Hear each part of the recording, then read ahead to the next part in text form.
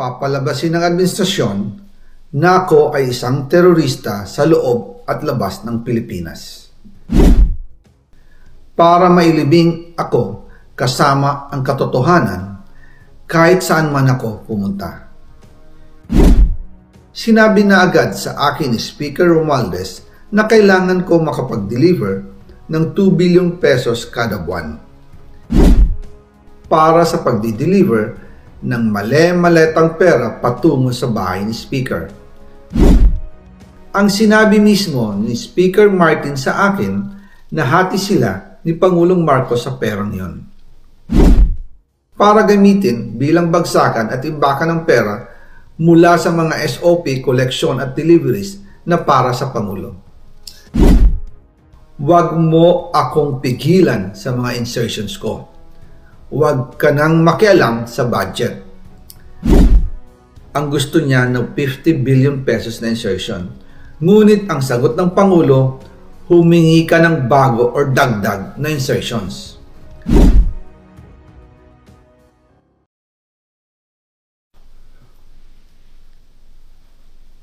Magandang araw po sa inyong lahat. Bago ko ipagpatuloy ang aking paliwanag, nais ko munang magpasalamat sa inyo. Maraming salamat sa inyong bukas na isipan, sa inyong pasensya, at sa pagtanggap ninyo sa mga impormasyong aking ibinabahagi. Alam kong hindi madali ang mga paksang ito. Mabibigat at mahirap tanggapin. Hindi po ako makauwi dahil malaki ang banta sa buhay ko. Ngayon naman ay meron kaming natanggap na balita. Papalabasin ng administrasyon na ako ay isang terorista sa loob at labas ng Pilipinas. Para mailibing ako kasama ang katotohanan kahit saan man ako pumunta. Pero mahalagang malaman ng taong bayan ang katotohanan. Muli, taos-puso akong nagpapasalamat sa inyong pakikinig. Una po sa lahat, sinasabi ng ICI at ni Henry Alcantara na 21 billion pesos daw ang napunta sa akin. Hindi po totoo yun. Wala akong natanggap na ganyang halaga.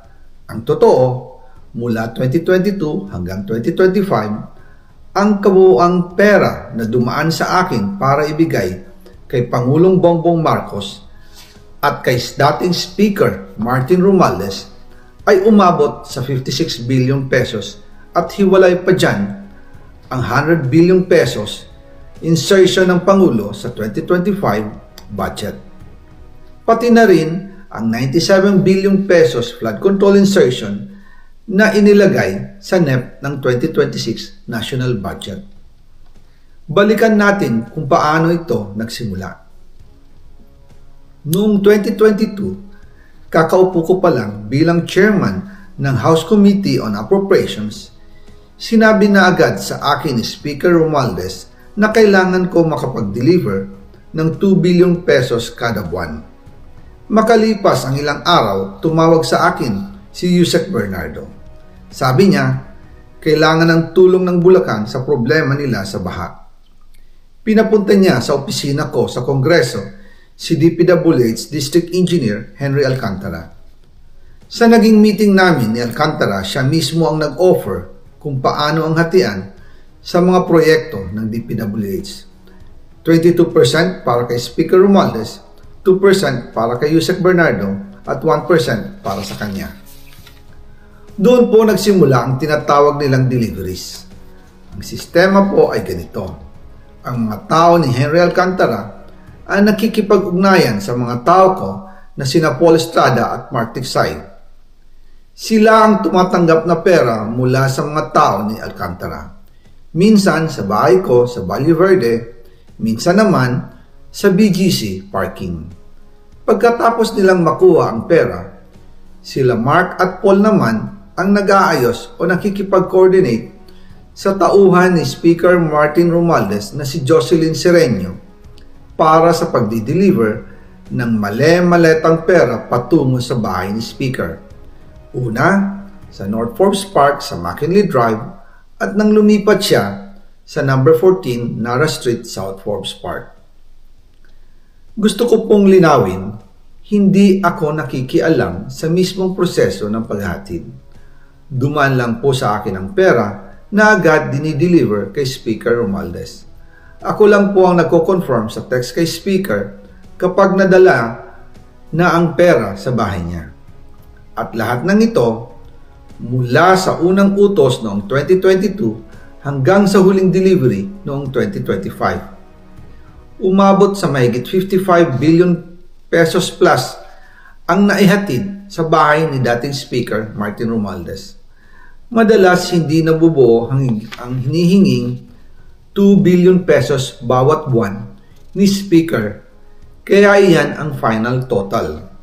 Ang sinabi mismo ni Speaker Martin sa akin na hati sila ni Pangulong Marcos sa perang yon. Ang listahan ng mga deliveries na ito, kung kailan, magkano, at saan dinala, ilalabas ko po kasabay ng video na ito. Noong November 2024, habang nasa proseso kami ng pagtatalakay ng budget, nakipag-meeting sa amin ni Speaker Martin si Yusek Jojo Cadiz. Sabi niya, masama raw ang loob ni Pangulong Marcos, wala raw siyang natatanggap na remittance.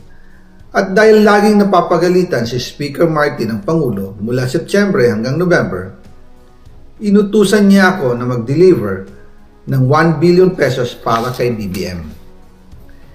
Ayon pa kay Yusek Jojo, nang ipaalam niya ito sa Pangulo, ang utos sa kanya ng Pangulo ay mag-ingat at siguraduhin si Yusek Jojo lang ang maghahatid. Ang instruction po sa akin ni dating Speaker Martin Romualdez ay dalhin sa number 30 Tamarin Street, South Forbes Park at ibigay kay Yusek Jojo Cadiz dahil ito raw ang drop-off point na malapit sa bahay ng Pangulo. Sinabi rin po sa akin ni Speaker Martin Romualdez na si PBBM ang nag-utos sa kanya na bilhin ang bahay sa number 30 Tamarin Street para gamitin bilang bagsakan at imbakan ng pera mula sa mga SOP, collection at deliveries na para sa Pangulo. Noong December 2, 2024, personal kong i-deliver ang 200 million kay Yusek Jojo Cadiz sa number 30 Tamarin Street, South Forbes Park. Ayon sa kanya, dadalhin daw niya ito sa bahay ng Pangulo sa number 41 Nara Street, South Forbes Park. Kasunod nito, noong December 5, 2024, muli akong nag-deliver ng 800 million sa parehong address at Yusek Jojo Cadiz pa rin ang tumanggap. Sabi niya, iyon naman ay dadalhin sa bagong bahay ng Pangulo sa South Forbes Park. Sa kabuuan, 1 billion pesos ang personal kong naihatid. Ako mismo ang nagbigay ng pera, kasama ang aking driver at mga tauhan. At lahat ito ay base sa direktang utos ni Speaker Martin Romualdez. At dyan po nabuo ang kabuuang halagang 56 billion na ipinadala mula 2022 hanggang 2025. Pero kahit na na-deliver na ang 1 billion pesos para kay Pangulong Marcos at kahit na naisama na rin sa 2025 budget ang 100 billion pesos insertion sa pamamagitan ng BICAM Committee, ayon mismo sa utos ng Pangulo, nagagalit pa rin daw si BBM.